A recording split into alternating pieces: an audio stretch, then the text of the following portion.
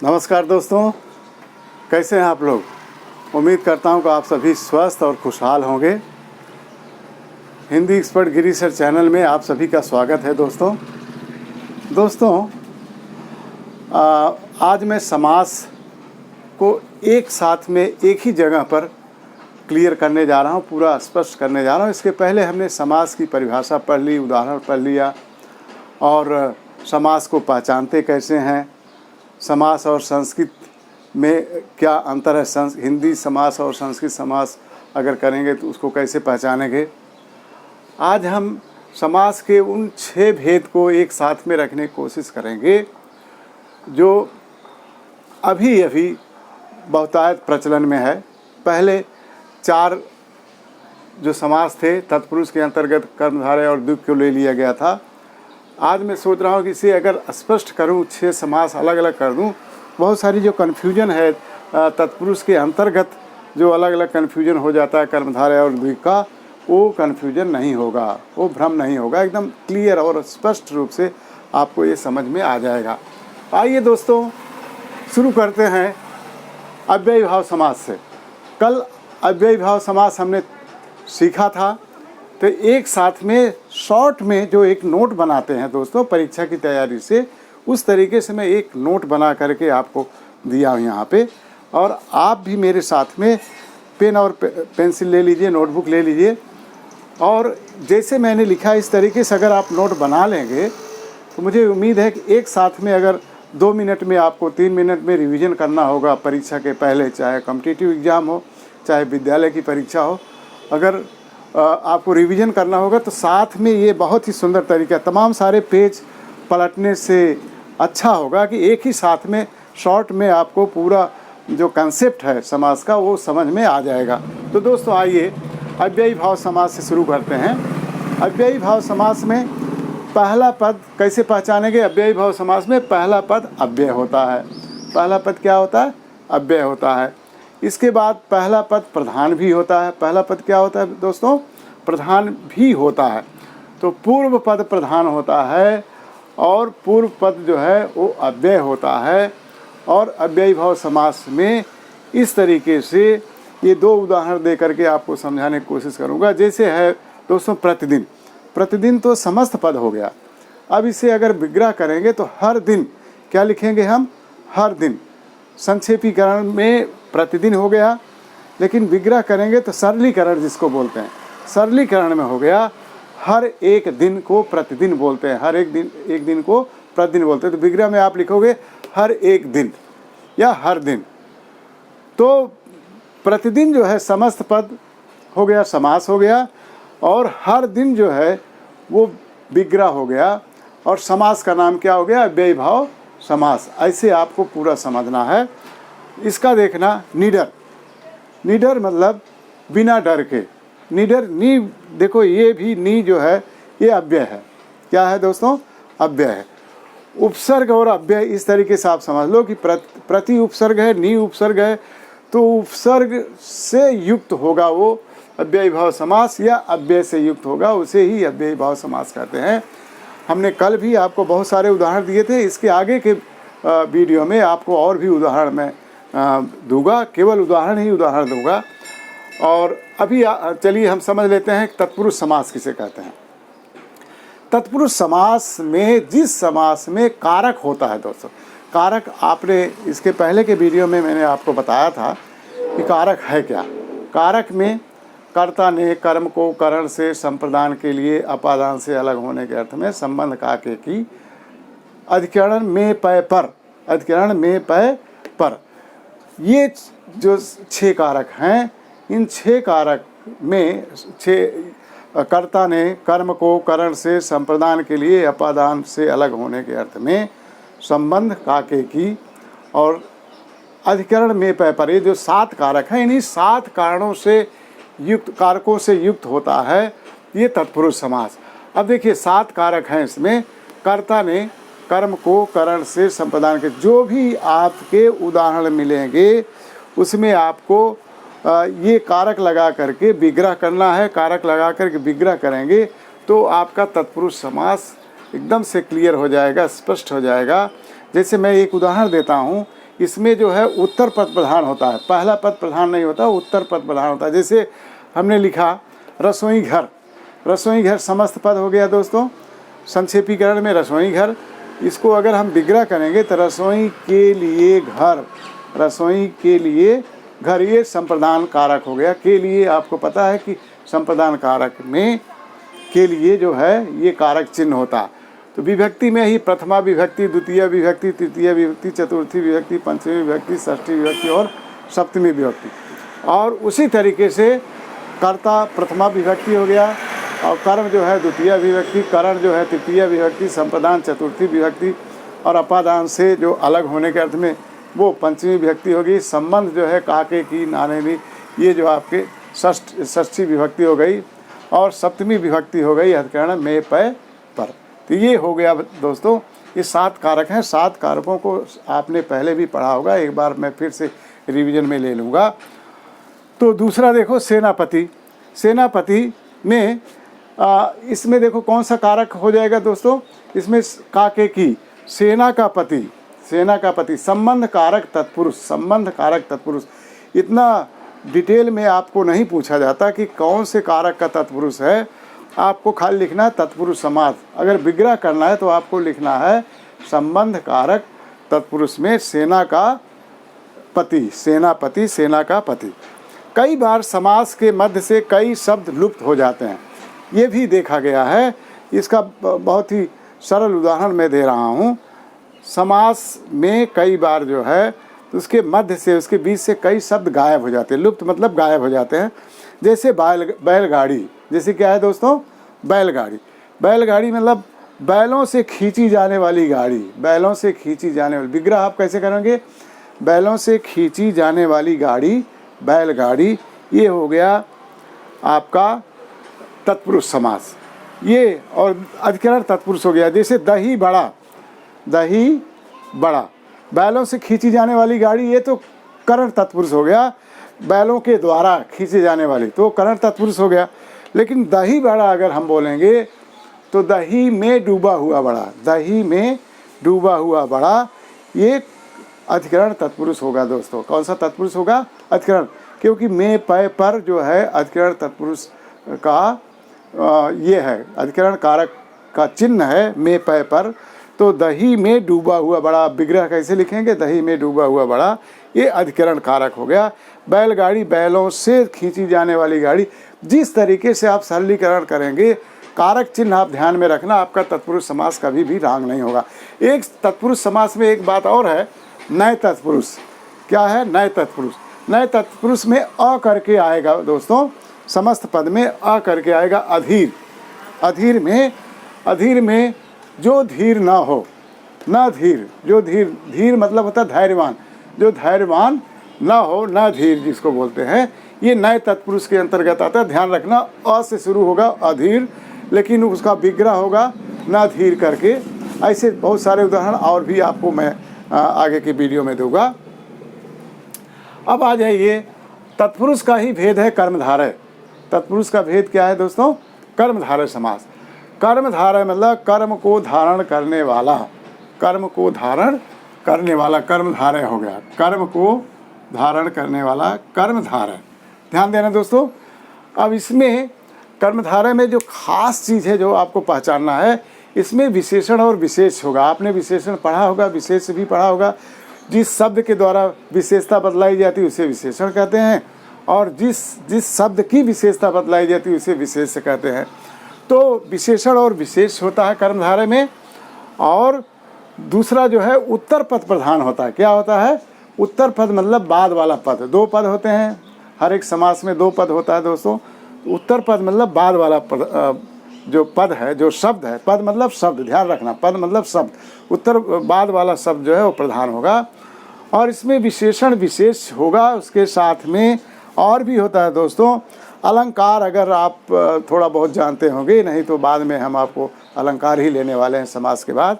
अलंकार में उपमा और रूपक होता है। तो उपमा में दोस्तों उपमेय और उपमान होता है। जिस शब्द की विशेषता बदलाई जाती है उसे उपमेय कहते हैं, जिस शब्द से विशेषता बदलाते हैं उसे उपमान कहते हैं। इसमें समानता होती है। जैसे कमल नयन, कमल के सदृश नयन, कमल के समान नयन, कमल जैसा नयन, कमल के समान नयन लिखोगे या विग्रह में, या कमल के सदृश नयन लिखोगे या कमल सा नयन लिखोगे। 3 तरीके से आप लिख सकते हो। तो ये आपका उपमेय और उपमेय की कहानी होगी। उपमेय और उपमेय, ध्यान देना, उपमेय मतलब जिस शब्द की विशेषता बतलाते हैं। इसमें किसकी विशेषता बतला रहे हैं दोस्तों? नयन की। और किस शब्द से बतला रहे हैं? कमल से बतला रहे हैं। उपमान हो गया कमल। इस तरीके से उपमेय और उपमान का वर्णन जिसमें होगा वो जो है कर्मधारय होगा। और देखिए इसमें रूपक अलंकार भी होता है, जैसे स्त्री रत्न, चंद्रमुख। हाँ, चंद्रमुख इसमें आएगा, कमल नयन, चंद्र जैसा मुख। और स्त्री रत्न में देखो, स्त्री रूपी रत्न, स्त्री रूपी रत्न, यहाँ भी रत्न जो है आपको रूपी करके तब लिखना होगा, स्त्री रूपी रत्न। ये रूपक अलंकार है वैसे, लेकिन यहाँ पे सबसे खास विशेषता कर्मधारय की आप मानोगे। जैसे नीला कमल, नीला है जो कमल, आप तो पहचान ही लिए कि नीला जो है विशेषण है, विशेष है कमल। तो विग्रह करते समय है जो लगाना पड़ेगा आपको। क्या लगाना पड़ेगा? है जो। नीला है जो कमल, नीला है जो कमल। ध्यान रखना, अन्य उदाहरण से भी आपको स्पष्ट हो जाएगा। एक जगह आप ये नोट बनाना है, एक ही जगह बनाना नोट, और पेज को आप तिरछा करके बनाना सीधा इस तरीके से, ताकि एक ही पेज में ये सारी चीज़ें आ जाए। A4 साइज़ लेकर के भी बना सकते हैं, A3 साइज़ लेकर बनाएंगे और भी क्लियर हो जाएगा। एकदम स्पष्ट रूप से बनाइए। ये एकदम जैसे मैथ्स में, गणित में जैसे फार्मूला होता है दोस्तों, फार्मूले जैसे हमने सूत्र जैसा पूरा एक ही पेज में समाने की कोशिश की है। बहुत ही क्लियर आपके सामने स्पष्ट रूप से दिख भी रहा है। इसे अगर आप लिख लेंगे तो परीक्षा में 2 मिनट के अंतर्गत कैसे आप रिवीजन कर लेंगे समास का, आपको पता भी नहीं चलेगा। एकदम जादुई रिवीजन हो जाएगा आपका। हाँ दोस्तों, अब आते हैं तत्पुरुष समास में द्विगु समास है। क्या है? द्विगु समास। द्विगु में ही, इस शब्द में ही ध्यान रखना, इस शब्द में ही द्वि लिखा है। द्वि मतलब 2, द्वि मतलब 2, मतलब 1 2 3 4 5 6, 1 से 100 तक, 1 से 1000 तक और आगे की गिनती तक भी।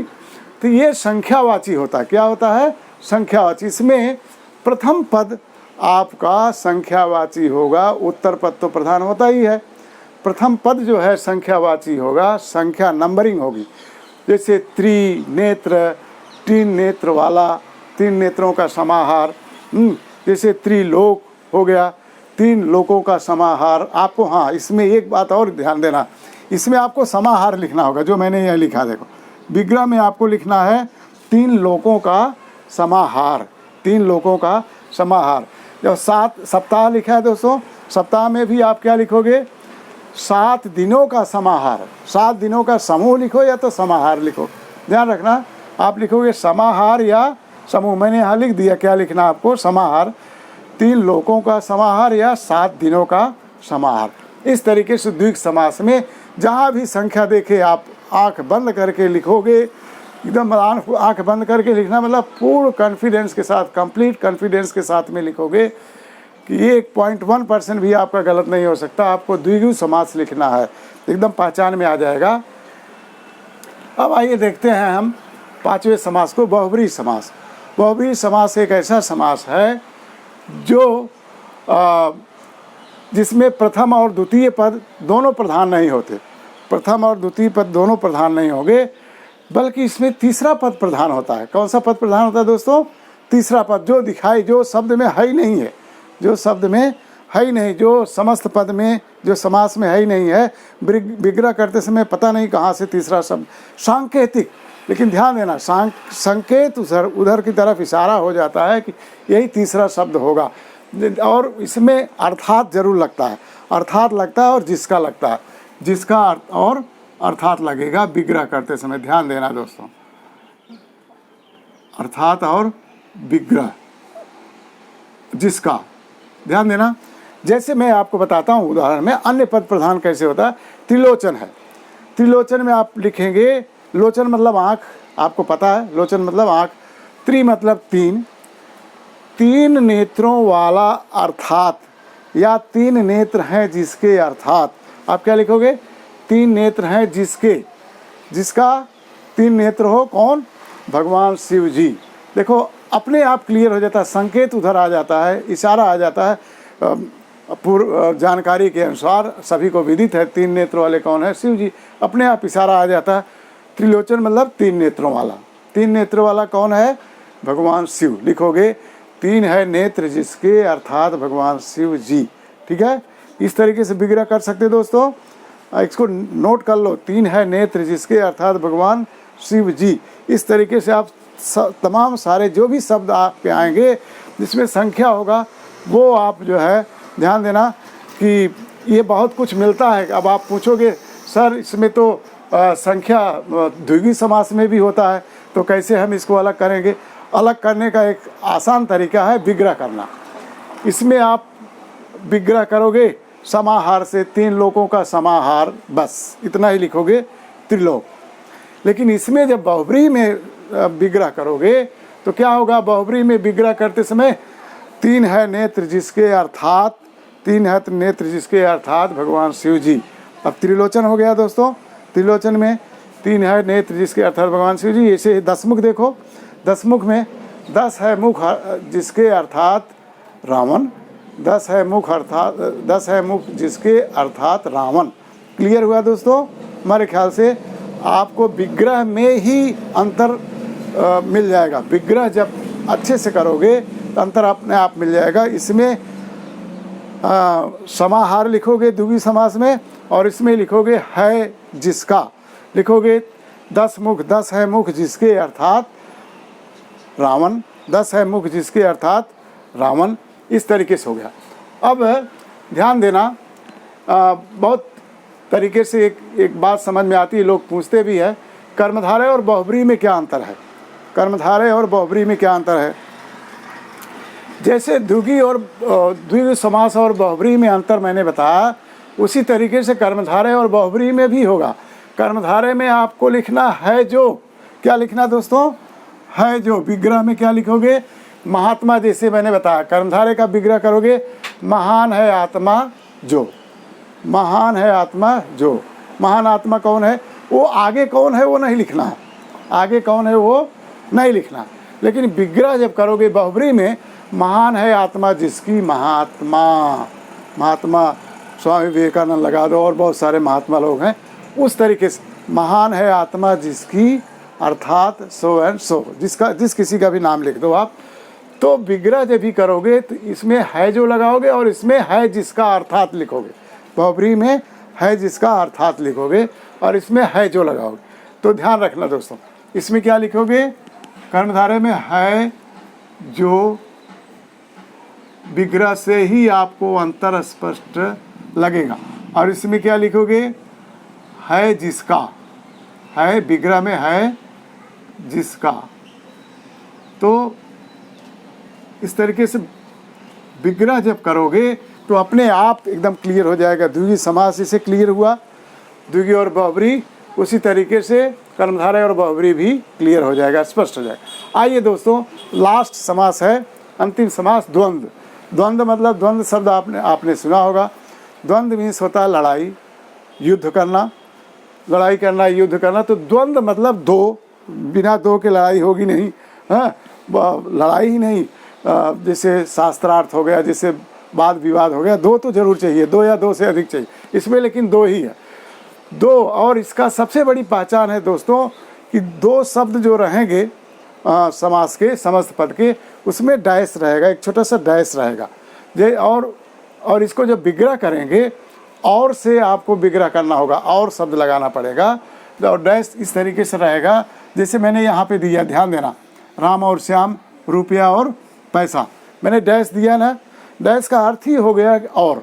अगर किसी भी शब्द में, समस्त पद में एग्जाम में आपको डैश दे करके लिखा हो तो आपको एकदम श्योर एंड सर्टेन 100% जो है आपको लिखना है रुपया और पैसा, द्वंद्व समास। तुरंत क्लिक होना चाहिए आपके दिमाग में, राम और श्याम द्वंद्व समास, राम और श्याम द्वंद्व समास।